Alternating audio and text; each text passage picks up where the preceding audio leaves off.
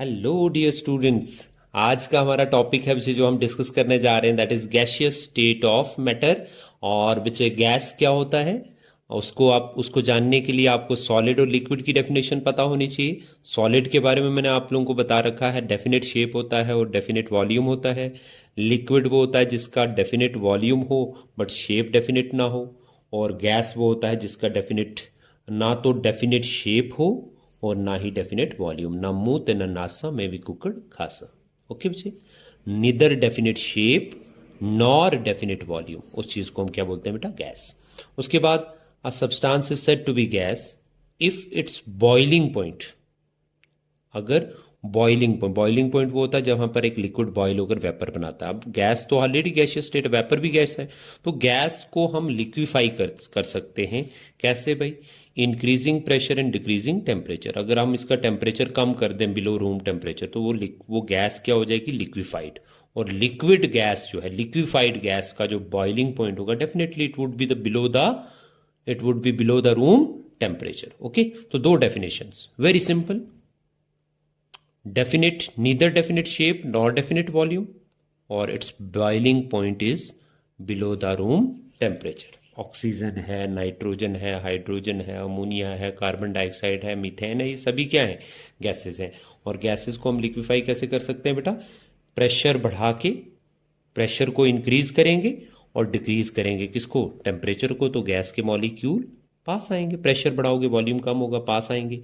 Temperature कम करोगे तो भी क्या होगा? मॉलिक्यूल की काइनेटिक एनर्जी कम होगी, उनके बीच में इंटरमॉलिक्यूलर फोर्सेस बढ़ेंगी और वो गैस किस फॉर्म में कन्वर्ट हो जाएगी? लिक्विड फॉर्म में। और लिक्विफाइड गैस का जो बॉइलिंग पॉइंट होता है वो हमेशा क्या होता है? Below the room temperature. At room temperature तो गैस है ना भाई, तो उस गैस का बॉइलिंग पॉइंट अगर हम बोलेंगे तो वो किस फॉर्म में होगा? लिक्विफाइड फॉर्म में। और गैस को लिक्विफाई करने के लिए डिक्रीज करना पड़ता है टेम्परेचर, तो इट मीन्स गैस का बॉइलिंग पॉइंट क्या होता है? Below the room temperature. Okay, तो ये कुछ प्रॉपर्टीज हैं, बचपन से पढ़ते आए हैं। कोई क्लोज पैकिंग पॉसिबल नहीं होती, सॉलिड में होती है, लिक्विड में लूज होती है, और गैसेज में कोई पैकिंग नहीं होती। इंटरमॉलिक्यूलर फोर्सेज सबसे स्ट्रॉन्गेस्ट होती हैं किसमें? सॉलिड में।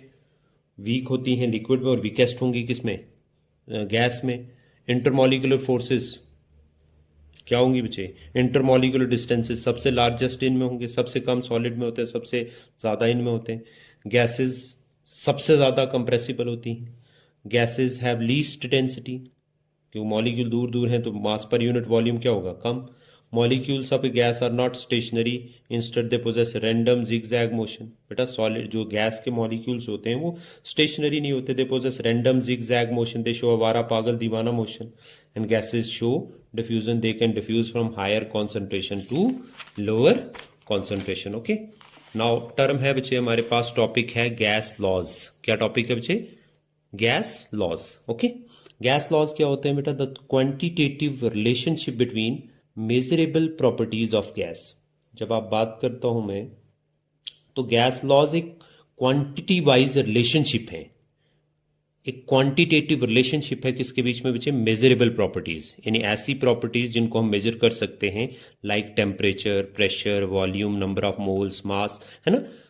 इन सारी जो क्वांटिटीज हैं, जो मेजरेबल प्रॉपर्टीज हैं गैस की, जो ऑब्जर्वेबल प्रॉपर्टीज हैं गैस की, उनके बीच का एक क्वांटिटेटिव रिलेशनशिप जो है, जब आप वो स्टडी करते हैं तो वो करते हैं in terms of certain laws called as gas laws. We have Boyle's law, we have Charles law, we have Gay-Lussac law, we have Avogadro law, we have Dalton's law of partial pressure। तो इसके इनको हम देखेंगे one by one. उसके बाद हमारे पास सबसे पहले हम बात करते हैं बेटा बॉयल्स लॉ की। ये दिया था रॉबर्ट बॉयल ने इन 1662, और ये लॉ दो चीज़ों के बीच में रिलेशनशिप है बेटा, वॉल्यूम, एक तो वॉल्यूम होगा और दूसरा क्या होगा हमारा? प्रेशर। वॉल्यूम और प्रेशर के बीच में एक रिलेशनशिप है जिसको हम बोलते हैं बॉयल्स लॉ। और जब आप वॉल्यूम पर किसका इफेक्ट देखने वाले हो? प्रेशर का, तो तब आपको टेम्परेचर को क्या रखना है? कांस्टेंट। टेम्परेचर हो गया, नंबर ऑफ मोल्स हो गए, इनको क्या रखना है बच्चे? कांस्टेंट रखना है। तो वॉल्यूम वर्सेस प्रेशर, ऑब्वियस सी बात है बेटा, ये तो गैस के बारे में आपने पढ़ा है। प्रेशर बढ़ाओगे तो वॉल्यूम घटेगा, यानी इनवर्सली प्रोपोर्शनल। तो volume is inversely proportional to pressure at constant temperature। Getting this point? So that at constant pressure for a given gas, for a given mass of gas, यानी आपका मास या moles क्या रहे? Same. Volume of gas is inversely proportional to pressure, keeping number of moles, quantity of gas constant at constant temperature, volume और pressure के बीच में कैसा रिलेशनशिप है, इनवर्सली प्रोपोर्शनल, माने प्रेशर बढ़ाओगे वॉल्यूम कम होगा, प्रेशर बढ़ाओगे वॉल्यूम कम होगा, प्रेशर कम करोगे वॉल्यूम बढ़ेगा, दोनों में इनवर्सली प्रोपोर्शनल। तो वॉल्यूम इज इक्वल टू के, प्रोपोर्शनैलिटी हटाई, कांस्टेंट लगाया के 1/p, वेयर के is called constant of proportionality, और p को इधर ले जाओ, pv इज इक्वल टू, देखिए बेटा जब आप p को लेके जाओगे तो क्रॉस करोगे तो pv is equal to constant. Okay बच्चे, ये हमारे पास pv is equal to constant, this is as per Boyle's law, that means product of pressure and volume of a gas always remain constant at constant pressure. For a given mass of gas, product जो है उसके pressure और volume का product हमेशा क्या रहता है, constant at constant temperature as पर बॉयल्स लॉ।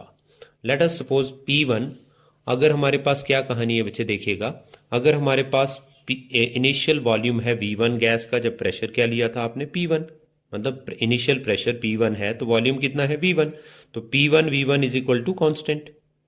और जब आपने चेंज किया प्रेशर को P1 से P2 तो वॉल्यूम ऑब्वियस बात है चेंज होगा।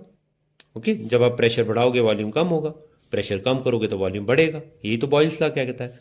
तो P2 V2 is equal to constant, तो इन दोनों को कंपेयर करो इक्वेशन को, सेकंड और थर्ड को, तो क्या मिल जाएगा, P1 V1, ये और ये क्या, P1 V1 is equal to P2 V2, तो प्रेशर वाली टर्म एक तरफ ले आओ, P1 upon P2 is equal to V2 upon V1।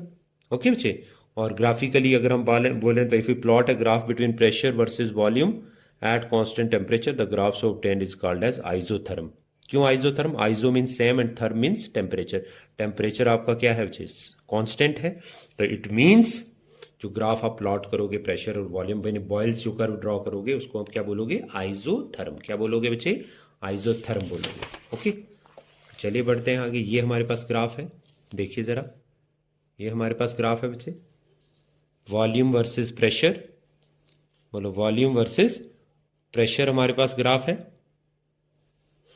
तो वो हमें एक रेक्टेंगुलर हाइपरबोला मिल रहा है, दिस वन, और टेम्परेचर कांस्टेंट है तो इसको हम क्या बोलेंगे, आइसोथर्म। क्या बोलेंगे, आइसोथर्म। और ये आइसोथर्म क्या बता रहा है, जैसे जैसे प्रेशर बढ़ा रहे हो, कम प्रेशर वॉल्यूम ज़्यादा, प्रेशर और बढ़ा वॉल्यूम कम हो गया, और प्रेशर कम हो तो वॉल्यूम, दैट मीन्स प्रेशर बढ़ाते जाओगे तो वॉल्यूम क्या होता जाएगा बेटा, कम होता जाएगा। Okay, that is the application of Boyle's law. Pressure बढ़ाओगे वॉल्यूम क्या होता जाएगा, कम होता जाएगा, और अगर प्रेशर कम करोगे तो वॉल्यूम बढ़ता जाएगा। Okay, application of Boyle's law. Mountaineers अपने साथ कैरी करते हैं ऑक्सीजन सिलेंडर को जब वो क्लाइंब करते हैं बेटा हायर एल्टीट्यूड पर, क्योंकि हायर एल्टीट्यूड पर एटमॉस्फेरिक प्रेशर जो होता है वो क्या होता है, लो, और प्रेशर लो होगा तो वॉल्यूम ज़्यादा होगा, और वॉल्यूम ज़्यादा होगा तो बच्चे किसके रिकॉर्डिंग होगा, बॉयल्स लॉ। और oxygen required for normal breathing is not available, और वहाँ पर जो ऑक्सीजन चाहिए होगा क्योंकि डेंसिटी एयर की कम होगी, अरे भाई वॉल्यूम एयर का ज़्यादा, वॉल्यूम ज़्यादा तो डेंसिटी कम, और डेंसिटी कम है तो जो ऑक्सीजन आप नॉर्मली ब्रीथ करोगे तो जो ऑक्सीजन आपको बॉडी में जाना चाहिए उतना नहीं जाएगा, तो इसका मतलब बंदा सफ़र करेगा एक condition in the body which is called as anoxia. क्या कंडीशन होगी बेटा, एनॉक्सिया एक कंडीशन अराइज होगी बॉडी के अंदर, जिसके दौरान क्या होगा हमारे पास, शाबाश, which person will feel restlessness due to deficiency of oxygen, और it is advise not to carry fountain pen while travelling in an aeroplane at higher altitude, क्योंकि वहाँ पर प्रेशर लो होगा और वॉल्यूम बढ़ेगा, और वॉल्यूम अगर इंक के अंदर, इस रिफल के अंदर वॉल्यूम बढ़ जाएगा इंक का, क्योंकि प्रेशर कम है तो वॉल्यूम बढ़ेगा, वॉल्यूम बढ़ने से बेटा इंक जो है that will come out of the fountain pen barrel and will spoil the cloth.